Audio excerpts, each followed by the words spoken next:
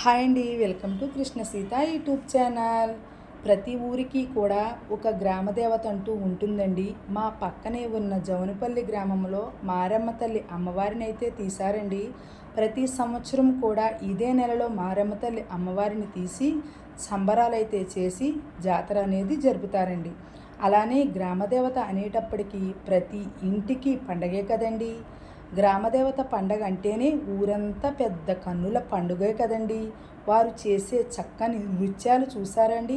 అమ్మవారికి ఎంతో ఇష్టమైన వేపరబ్బలతో అమ్మవారి పాటలకు డ్యాన్స్ అయితే వేస్తున్నారు. అందరికీ కూడా చూడడానికి చాలా కన్నుల పండుగగా ఉందండి.